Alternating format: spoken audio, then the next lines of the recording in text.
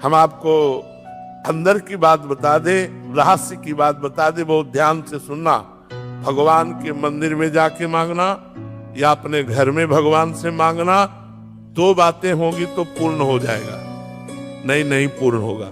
पहली बात, आपका भगवान से संबंध क्या है, आपने उस संबंध को माना कि नहीं माना, जाना कि नहीं जाना। अगर नहीं जाना तो नहीं पूर्ण होगी। दूसरी बात, आपका अनुष्ठान क्या है, आपका भजन क्या है, आपका साधन क्या है। साधना नहीं, संबंध नहीं, तो भगवान से इसे मांगो बिल्कुल नहीं सुनेंगे। भाव युक्त पुकार ही भगवान सुनते हैं। भाव बिन सुनी पुकारे मैं कभी सुनता नहीं। भाव पूरित टेर ही करती मुझे लाचार है। भाव का भूखा हूं मैं और भाव ही एक सार है। अगर भाव नहीं है, हे भगवान हमारा काम कर दे, तुम्हारे नौकर है भगवान, तुम्हारे कर्जदार। वक्त दिखाई नहीं देता, लेकिन बहुत कुछ दिखा देता है। वैसे ही अपनापन तो हर कोई दिखाता है, लेकिन अपना कौन है यह सिर्फ वक्त बताता है। जिंदगी के सफर में आपको काफी तरह के लोग मिलेंगे। एक वो मिलेंगे जो आपका फायदा उठाएंगे और दूसरे वो भी मिलेंगे जो आपका सहारा बनेंगे। लेकिन फर्क सिर्फ इतना ही होगा कि जो आपका फायदा उठाएंगे वह दिमाग में रह जाएंगे, लेकिन जो आपका सहारा बनेंगे वह आपके दिल में रह जाएंगे। क्यों किसी को साबित करने पर तुले हुए हो? भूल गए हो यह कलयुग है। यहां झूठ को स्वीकारा जाता है और सच्चे को मारा जाता है। तो किसी को साबित मत करो, वो सब जानता है। निरंतर अपने धर्म के अनुसार कर्म करते जाओ और मन में यह पक्का विश्वास रखो कि जिस नियत के साथ तुम कर्म करोगे उसी नियत के अनुसार तुम्हें फल अवश्य मिलेगा। कर्म का यह अटल विधान है, इसमें कभी किसी के साथ अन्याय नहीं हो सकता। तो अब वे तारा बनकर आकाश के एक हिस्से में ही क्यों चमक रहे हैं? वे भी आकाश की सीमा के भीतर ही स्थित हैं। अर्जुन ने कहा, तो फिर आकाश सबसे बड़ा हुआ। श्री कृष्ण बोले, इस आकाश को तो मैंने वामन अवतार के समय एक ही पग में नाप लिया था। अर्जुन कुछ क्षण मौन रहे, फिर बोले, तो प्रभु आप ही सबसे बड़े हैं। श्री कृष्ण मुस्कुराए और बोले, मैं कैसे बड़ा हो सकता हूं अर्जुन? मैं तो अपने भक्तों के हृदय में वास करता हूं।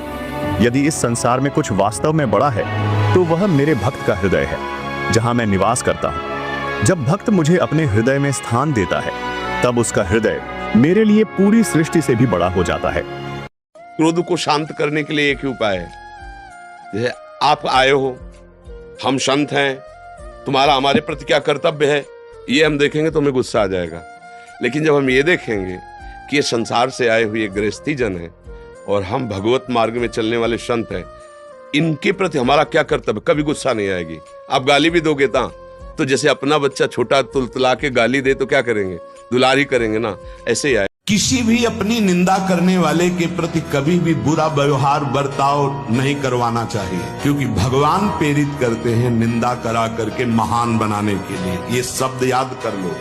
जब तुम्हारी निंदा होने लगे, प्रतिकूलता होने लगे, विपत्ति आने लगे, संकट सताने लगे, तो जान लेना कि तुम्हारी अध्यात्म की भूमिका उठने वाली है, पक्का।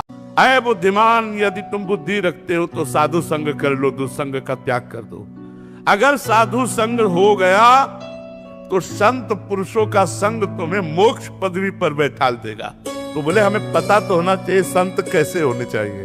भाई संत कैसे होने चाहिए, तो देखो हमारे शास्त्रों में संतों के लक्षणों की बात कही गई है। पहला लक्षण है, और पहला लक्षण जिनके पीछे भगवान डोलते हैं ऐसे संतों में भी निरपेक्षम, जिनको किसी भी व्यक्ति से कोई आशा नहीं है।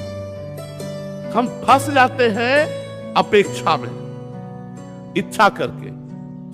पकड़ना चाहिए, अगर हम भगवत प्राप्ति करना चाहते हैं हमें किसी भी व्यक्ति से, वस्तु से, स्थान से अपेक्षा नहीं रखनी। अगर है तो नंबर 1 से गिर गए।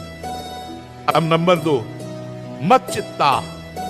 जब भगवान पर भरोसा, भगवान की कृपा पर भरोसा, भगवान के बल का भरोसा, सर्वत्र है तो मेरे पास है, सब में है तो मेरे अंदर है, सब समय है तो इस समय भी मैं डरूं क्यों, एक आनंद आ जाएगा। ऐ बुद्धिमान, यदि तुम बुद्धि रखते हो तो साधु संग कर लो, दुसंग का त्याग कर दो।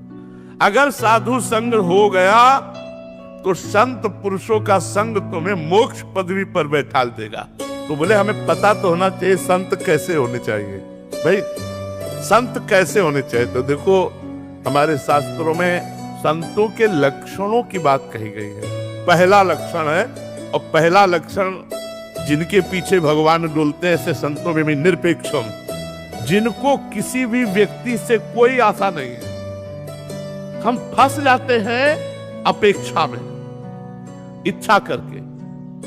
पकड़ना चाहिए, अगर हम भगवत प्राप्ति करना चाहते हैं हमें किसी भी व्यक्ति से, वस्तु से, स्थान से अपेक्षा नहीं रखनी। अगर है तो नंबर 1 से गिर गए।